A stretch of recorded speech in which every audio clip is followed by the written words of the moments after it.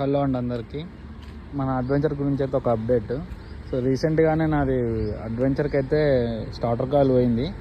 అది battery symbol వస్తుండే, నేను రన్నింగ్లో పోతుండే. ఎందుకైనా మంచిదని చెప్పేసి షోరూమ్కి వెళ్ళి చెక్ చేయించా. వాళ్ళు స్టార్టర్ కాల్ పోయిందని చెప్పారు.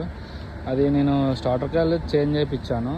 అది నాకు అప్రాక్సిమేట్లీ స్టార్టర్ కాయలు సర్వీసు ఇవంతా కలిపి నాకు 11,300 పడ్డదండి. సో ఇదైతే చాలా పెద్ద అమౌంట్ అనుకోండి.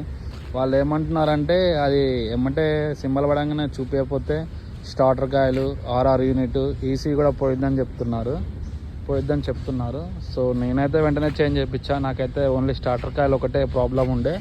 సో వాళ్ళు ఏమన్నారంటే మీరు ఈసీ కూడా ప్రాబ్లం ఉందని చెప్తున్నారు, బట్ నాకైతే బ్యాటరీ ఛార్జింగ్ అవుతుంది, వోల్టేజ్ వస్తుంది, అన్నీ వస్తున్నాయి. కాకపోతే వాళ్ళైతే చెప్తున్నారు, మరి నాకైతే ఏం అర్థమవుతలేదు.